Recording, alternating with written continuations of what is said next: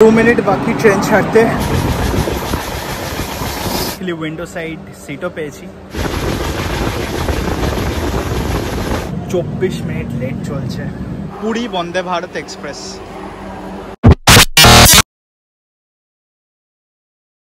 কলকাতার গরম যেন দিনকে দিন বেড়েই চলেছে। এখন ঘড়ির কাঁটায় ভোরে 3:50, কিন্তু তবু যেন গরমের যেন শেষ নেই। এই জাস্ট বাড়ি ফিরলাম, অফিস ছিল, এদিকে আবার 6:20-তে ট্রেন আছে। ঘাটশিলা যাচ্ছি, বারবিল জনশতাব্দী এক্সপ্রেস ঠিক 6:20-তেই ছেড়ে চলে যাবে হাওড়া স্টেশন। এখনো ব্যাগও গোছানো হয়নি, তাই জন্যে কথা বলে আর সময় নষ্ট করছি না। তাড়াতাড়ি ব্যাগটা গুছিয়ে নিই আর তারপর রওনা দিই হাওড়া স্টেশনের উদ্দেশ্যে, নাহলে কিন্তু ট্রেনটা টাটা বাই বাই করে দিয়ে চলে যাবে। ব্যাগ গোছানো হয়ে গেছে আর আমিও রেডি হয়ে গেছি।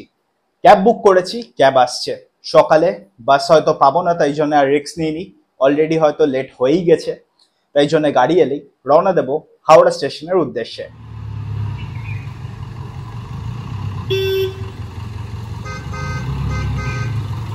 ক্যালেন্ডারের পাতায় 6 এপ্রিল, দিনটা রবিবার, সময় এখন 4:58। আমি এগিয়ে চলেছি হাওড়া স্টেশনের উদ্দেশ্যে আমার ইউটিউব ক্যারিয়ারের ফার্স্ট ট্রেন ব্লগ করার জন্য। কলকাতার আইকনিক হাওড়া ব্রিজে যখন আমি পৌঁছলাম তখন ঘড়ির কাঁটায় প্রায় 5:25 আর দিনের আলো প্রায় ফুটে গেছে। এসছি হাওড়া স্টেশনে তো ঢুকবো, কিন্তু তার আগে একবার এটিএমে যাব। কালকে তাড়াহুড়োর জন্য টাকা তোলা হয়নি, তো টাকা তুলে নিই, তারপর ঢুকছি স্টেশনে।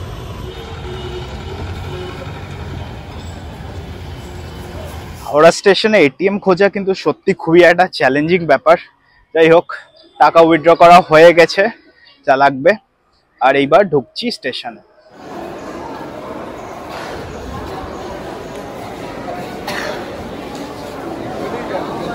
হাওড়া স্টেশনের ভেতর ঢুকে গেছি আর এখন আমি আছি ওল্ড কমপ্লেক্সে, কিন্তু আনফর্চুনেটলি ট্রেন দিয়েছে নিউ কমপ্লেক্সে, এই জন্য অনেকটাই হেঁটে যেতে হবে। নিউ কমপ্লেক্সে পৌঁছে দেখি 19 নম্বর প্ল্যাটফর্মে train number 12021 Howrah Barbil Janshatabdi express দাঁড়িয়ে আছে। ট্রেনের ঠিক উল্টো দিকেই দাঁড়িয়ে আছে পুরী বন্দে ভারত এক্সপ্রেস। ভিডিও থাম্বনেইলে লেখা ছিল যে একটা অ্যানাউন্সমেন্ট আসতে চলেছে, আর অ্যানাউন্সমেন্টটা হলো আপকামিং 3.5 মাসের মধ্যেই আমি একটা বন্দে ভারতের ডেডিকেটেড ট্রেন ব্লগ আনতে চলেছি, তাই জন্য ওটা মিস করবেন না কিন্তু। এইবার ট্রেনের ভেতরে ওঠার টাইম হয়ে গেছে, আর ট্রেনের ইন্টেরিয়রটা কেমন সেটাও আপনাদের সবার সাথে শেয়ার করছি। আজকে আমি ট্রাভেল করছি কোচ নাম্বার C1-এ, যেটা হচ্ছে একটা এসি চেয়ার কার, আর ইন্টেরিয়রটা কিছুটা এরকম দেখতে। এক সাইডে 3টে সিট, আরেক সাইডে 2টো সিট। এরম এসি চেয়ার কার এই ট্রেনে 3টে আছে, আর বাকি ট্রেনে কীরম কী কোচ আছে সেটা আগে বলছি। আমার সিট নাম্বার 24, ওখানে বসে যাই, তারপরে কথা বলছি। ট্রেনে উঠে পড়েছি আর লাকিলি উইন্ডো সাইড সিটও পেয়েছি, তো মেজরিটি জার্নিটাই শেয়ার করতে পারবো। আগে দেখুন, train number 12021 Howrah Barbil Janshatabdi express প্রত্যেক দিন সকাল 6:20-তে হাওড়া স্টেশন ছেড়ে যায় আর বারবিল পৌঁছায় 1:15-র সময়। এই ট্রেনটা লাস্ট 1 মাস ধরে প্রায় 1-1.5 ঘন্টার ওপরে লেট করছে। আজকে যে আদৌ আমি ঠিক টাইমে পৌঁছাবো কি পৌঁছাবো না সেটা তো সময় বলবে। 2 মিনিট বাকি ট্রেন ছাড়তে, ট্রেনে উঠে বসি, দেখা হচ্ছে ভেতরে। ট্রেন 6:20-তে ছাড়বে বলে আমি ট্রেনের ভেতর উঠে বসেছিলাম, কিন্তু এখন 6:27 হয়ে গেল। ট্রেন ছাড়ার কোনো লক্ষণই নেই, কখন যে ছাড়বে কে জানে। ট্রেন প্রায় 11 মিনিট ডিলেতে ছাড়লো হাওড়া স্টেশন, আর এখন রওনা দিয়েছে ঘাটশিলার উদ্দেশ্যে। এই রুটে ইদানিং খুব লেট হচ্ছে, জানি না এই ট্রেন আজকে কতটা লেট করবে বা রাইট টাইমে পৌঁছাবে কিনা, সেটা তো আগেই দেখা যাবে। তো জানি না, দেখা যাক।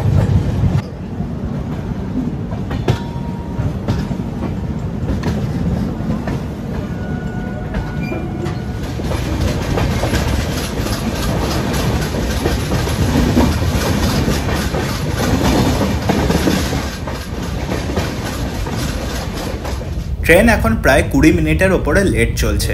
সাঁতরাগাছি ক্রস করার ঠিক একটু পরেই চলে এলো টিটি, আর টিটি এসে টিকিট চেক করতে স্টার্ট করলো।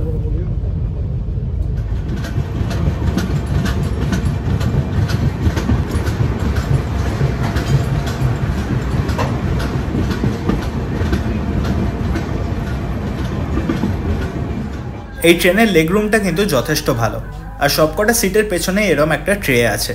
চাইলে আপনারা এখানে রেখে কিছু খাবারও খেতে পারেন, বা যারা জার্নির টাইমে কাজ করেন ল্যাপটপ রেখে কিন্তু এখানে কাজও করতে পারবেন।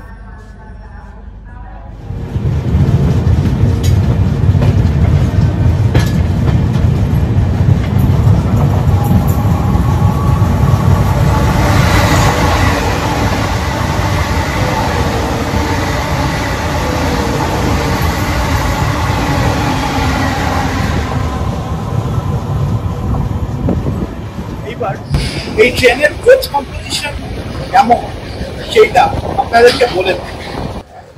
হাওড়া বারবিল জনশতাব্দী এক্সপ্রেস স্টার্ট হয়েছিল 28শে নভেম্বর 2020 থেকে। তারপর থেকে এই ট্রেনটা ডেলি সার্ভিস দিয়ে যাচ্ছে। এই ট্রেনটা 396 কিলোমিটারের ডিস্টেন্স কভার করে। মাঝে আছে 11টা ইন্টারমিডিয়েট স্টেশন। আমি তো হাওড়া থেকে ঘাটশিলা অবধি যাচ্ছি, আর এর মাঝে মাত্র 2টো ইন্টারমিডিয়েট স্টেশনই আছে। স্টেশনের ফুল লিস্ট আমি স্ক্রিনে দিয়ে রেখেছি বাদিকে। এই ট্রেনে কোনো জেনারেল কম্পার্টমেন্ট নেই, আছে এসি চেয়ার কার আর general chair car. General chair car আছে 12টা, আর এসি চেয়ার কার আছে মাত্র 3টে। তাই জন্য এসি চেয়ার কারের ডিমান্ড একটু বেশিই থাকে। এবার যদি ভাড়ার কথা বলি, তাহলে হাওড়া থেকে বারবিল অবধি সেকেন্ড সিটিংয়ে খরচা পড়ে 190 টাকা, আর এসিতে 625 টাকা।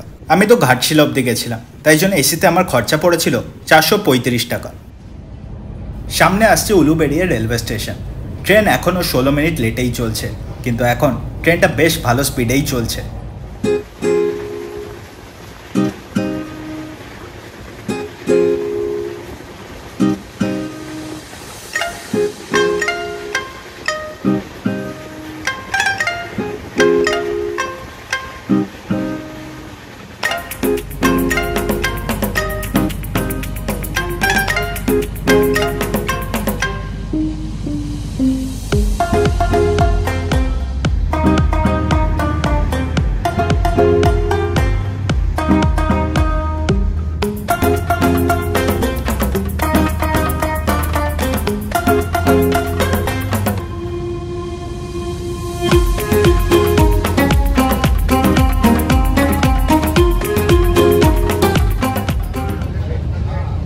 এই ট্রেনে কোনো প্যান্ট্রি কার নেই, আর খড়গপুরের আগে কোনো হল্টও নেই।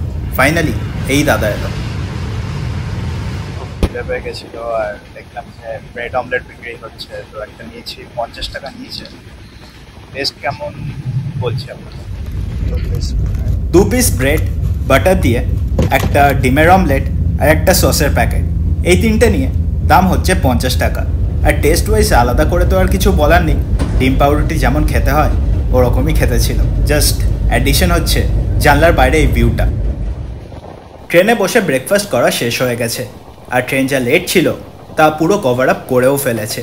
এখন ঢুকছে খিরাই, আর এটাই হচ্ছে ট্রেন স্পট করার জন্য আইডিয়াল জায়গা। একটা ট্রেন থেকে আরেকটা ট্রেন দেখতে আমার দারুণ লাগে। আপনাদের কেমন লাগে আমাকে কিন্তু কমেন্ট সেকশনে জানাবেন।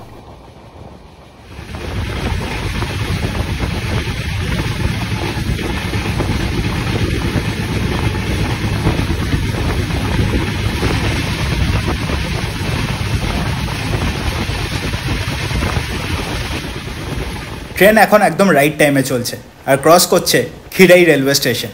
এই খিরাইয়ের ওপরও আমি ভিডিও বানিয়ে রেখেছি, চাইলে কিন্তু আপনারা ওপরে আসে আই বাটনে ক্লিক করে ওটা দেখে নিতে পারেন।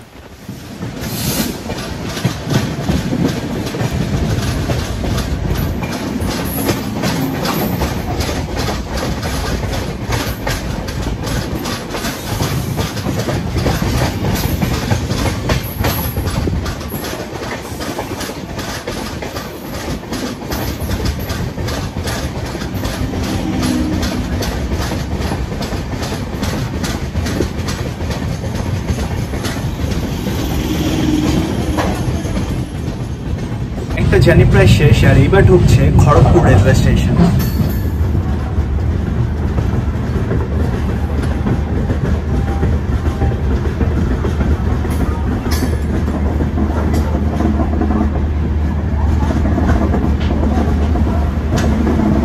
ট্রেন এসে পৌঁছেছে খড়গপুর, আর একদম রাইট টাইমে। যা লেট ছিল সব মেকআপ করে দিয়েছে। আর এখানে ট্রেনের হল্ট মাত্র 2 মিনিটের, তাই জন্য বেশিক্ষণ বাইরে থাকছি না, ট্রেনে গিয়ে ওয়েট করছি। ট্রেন ছেড়ে দিয়েছে খড়গপুর। একদম রাইট টাইমে ট্রেন ছেড়েছে।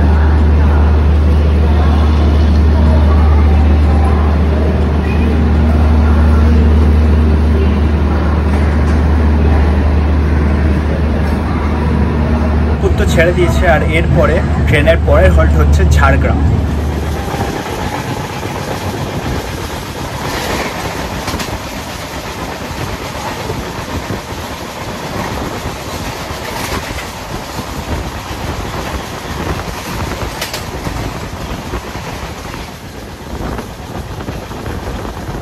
ট্রেনের ওয়াশরুমের অবস্থা খুব একটা ভালো না হলেও ট্রেনের কোচ অ্যাটেন্ডেন্ট কিন্তু ট্রেনের কোচের ভেতরের পরিষ্কার পরিচ্ছন্নের কথা পুরো মাথায় রেখেছে। ট্রেন খড়গপুরের রাইট টাইমে ঢুকলেও ট্রেন খড়গপুর ছাড়ার পর আবার 10 মিনিট ডিলে হয়ে গেছে।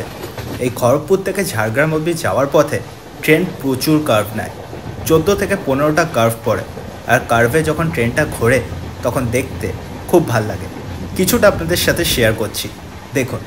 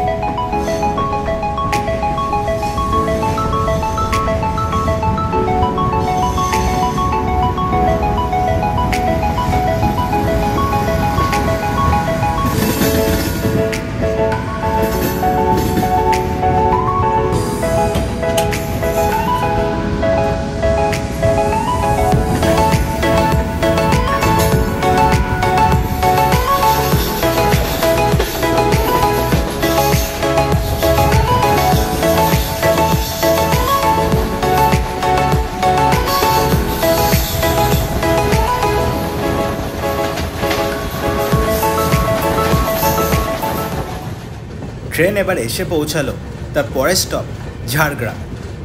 এসে পৌঁছেছে ঝাড়গ্রাম, আর ট্রেন এখন অলমোস্ট 24 মিনিট লেট চলছে। জানি না ঘাটশিলা পৌঁছাতে কতক্ষণ দেরি হবে, দেখা যাক।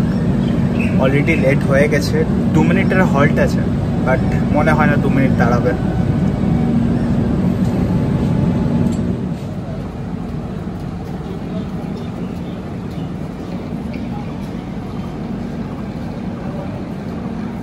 ছেড়ে দিয়েছে।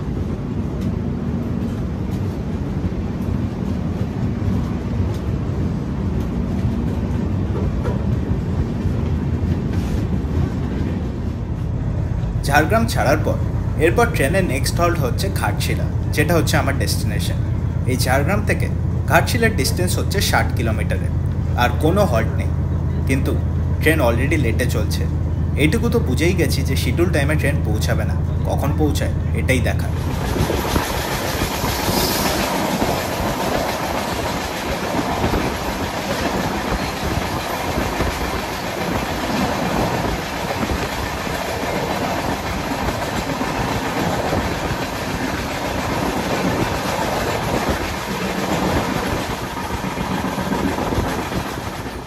ট্রেন একদম ঘাটশিলার কাছাকাছি চলে এসছে আর ঢুকছে ঘাটশিলা রেলওয়ে স্টেশন।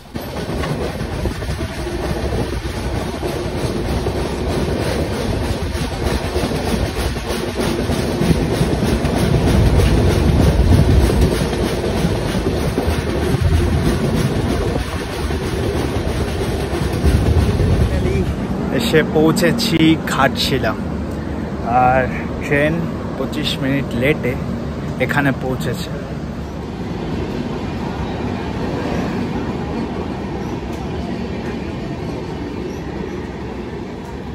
হ্যাঁ, ট্রেনের ডিপার্চারটা হচ্ছিল, ওই জন্য আর কথা বলতে পারিনি তখন। তো যাই হোক, ট্রেন 25 মিনিট লেটে পৌঁছেছে ঘাটশিলা। আর এইবার আমি এখান থেকে করব ঘাটশিলা সাইট সিইং। হোটেল নেব কি নেব না এখনো ডিসাইড করিনি, স্টেশনের বাইরে গিয়ে ডিসাইড করছি। চলুন যাওয়া যাক।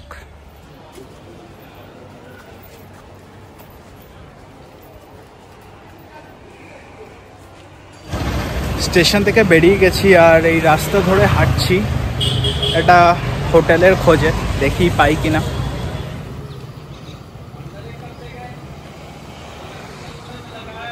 হোটেল পেয়ে গেছি একদম স্টেশনের সামনে, চেক ইন করে নিই, তারপর এর লোকেশনের ব্যাপারেও আপনাদেরকে বলে দেবো। তো এই জাস্ট হোটেলে ঢুকলাম, আর আজকে যে ভিডিওটা আপনারা দেখলেন ওটা ছিল আমার লাইফের ফার্স্ট ট্রেন ব্লগ। আমি প্রায় 2-2.5 বছর ইউটিউবে ভিডিও বানাচ্ছি, কিন্তু এই ফার্স্ট টাইম আমি একটা ডেডিকেটেড ভিডিও বানালাম ট্রেনের ওপরে। যদি ভালো লেগে থাকে তাহলে প্লিজ সাবস্ক্রাইব করবেন, আর যদি ভালো না লেগে থাকে তাহলে সাজেশন দেবেন, আর ডিসলাইক বাটনও আপনাদের সামনেই খোলা আছে। তো এইবার একটু ফ্রেশ হয়ে নিই, তারপর বেরাবো। এই পুরো ঘাটশিলার কিছু কিছু জায়গা আমি পয়েন্ট আউট করে রেখেছি, ওইগুলো সাইট সিন করে দেখাবো, কিন্তু সেটা যদি এই ভিডিও অ্যাড করি তাহলে অনেক লম্বা হয়ে যাবে, তাই জন্য সেইটা আমি দেখাবো পরের ভিডিওতে। আর এই যে হোটেলের কথাটা আমি বলছি, এই হোটেলটার নাম হচ্ছে হোটেল আকাশদ্বীপ। আর ফোন নাম্বার তো আপনারা দেখতেই পাচ্ছেন, তো যদি আপনারা বুক করতে চান তাহলে আপনারা বুক করতে পারেন। স্টেশনের একদম সামনে। আমি একা আছি, একদিনের জন্য নিয়েছি, মাত্র 500 টাকা নিয়েছে নন এসি। তো যদি আপনারা বুক করতে চান তাহলে আপনারা বুক করতে পারেন।